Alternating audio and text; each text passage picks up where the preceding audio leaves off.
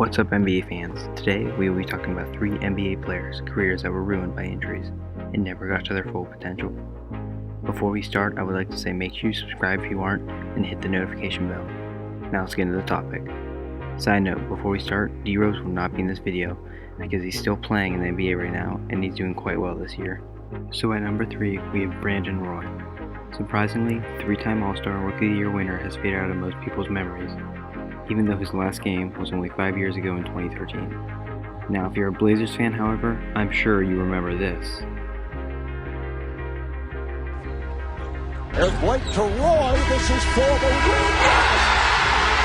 Brandon Roy with a three on the Blazers. Beat the Rockets in overtime. That's only one of many buzzer beaters that Brandon Roy had in his short career. In his best year with the Blazers in 2008 to 2009, he averaged 22.9 points along with 4.7 rebounds, 5.1 assists, and 1.1 steals. Percentage-wise, he averaged 48% from the field and 37.7% from 3 for the season. The numbers don't do him justice though. In today's NBA, 22.9 points for a season isn't the best for a top-tier player. For example, if we put 22.9 points a game into the current NBA season, he only ranks 16th for most points per game, only 0.2 ahead of Devin Booker. But in the 2008 season, defenses were a lot tougher and better, as well as players being dirtier. Basically, back then, 22.9 points is a good average point-wise, and once again, for how clutch he was, it definitely made up for anything he lacked offensively. He did all this in only his third year in the NBA at the age of 24. As I mentioned earlier, he was an All-Star this year, as well as he also made the All-NBA team. He had a bright future ahead of him. Many even say he would be the shooting guard that Kobe would pass the torch to. He even had an amazing historic comeback against the Mavericks in the playoffs, which should be the background video I'm playing right now. At halftime, his team was down by 23 points, and in the next 2 quarters, he would come back and beat them. However, after multiple horrific knee injuries, his short NBA career was done. He retired in 2011 but tried to come back and played the 2012-2013 NBA season, but only played 5 games that season and then retired for good. Since then, he's become one of the biggest NBA what-ifs in recent NBA history. Now let's talk about a player who could have been a top 5 point guard to this day, and that player would be Anthony Hardaway, also known as Penny Hardaway. Drafted in 1993 and picked 3rd by the Warriors, but was then traded to the Magic with multiple first-round picks, and the Warriors would get Chris Webber, who was the first pick. Penny Hardaway started off in his first season with averaging 16 points, 6.6 assists, 5.4 rebounds, and 2.3 steals a game.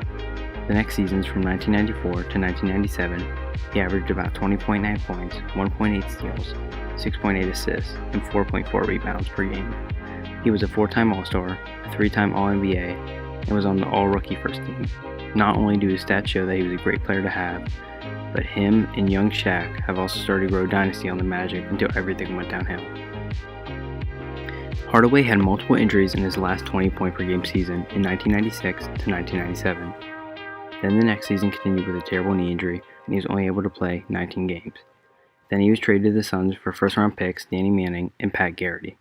He went out with a foot injury in the season, causing him to play only 60 games. The 2000 to 2001 season would have Penny getting 2 surgeries to the left knee, and Hardaway would not average even 10 points in the 4 games he would play. The next season would see a healthy Hardaway, but after they picked up Joe Johnson, Penny would be put to the bench for his very first time. Then in the 2002 to 2003 season, Penny would get back in the starting role as Johnson played not as well as he usually would.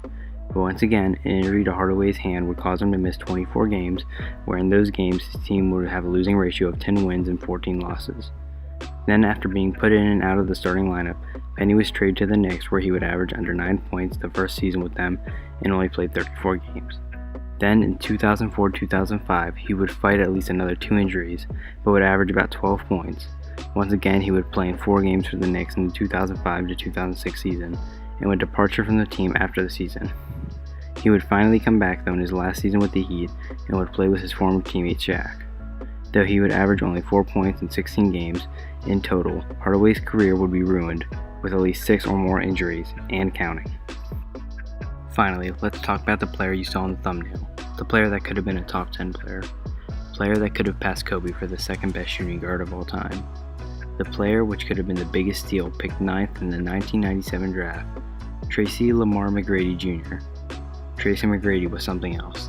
He's a 7-time All-Star, a 7-time All-NBA member, the most improved player for the 2000-2001 NBA season, where he went from averaging 15.4 points, 1.9 blocks, 1.1 steals, 3.3 assists, and 6.3 rebounds, to 26.8 points, 1.5 blocks, 1.5 steals, 4.6 assists, and 7.5 rebounds in the very next season. And he's also the 2-time leading scorer for an NBA season. His best season was with the Orlando Magic, averaging 32.1 points a game to par with 5.5 assists per game with 6.5 rebounds as well. His field goal percentage was 47.5% from the field with 38.6% from 3. But as good as these numbers are, these can't even show his sheer dominance on the court. McGrady was different in almost every aspect of the game. His athleticism was through the roof, and not only that, but he could shoot from anywhere on the court. Most even credit him for introducing the idea of pull-up jumpers from the 3. If McGrady had any type of room, he was not afraid to shoot the ball. Despite his 38% average from 3, he was one of, if not the most lethal 3-point shooters during his prime, not to mention a career high of 62 points. As far as playoffs go, his averages only got better. He even averaged 30 points or more 4 times in the playoffs. All this at the age of 24. But sadly, the juggernaut of Tracy McGrady would not last long, as we thought, due to sadly the theme of this video, injuries. It all started around the 2005 to 2006 season, where he only appeared in 47 games due to injury and specifically back spasms. He even had to be carried off the court because of his back problems in a game. The next season, back spasm caused him to miss more games again. In the 07-08 season, he would have his elbow x-rayed because of injury on the court in November.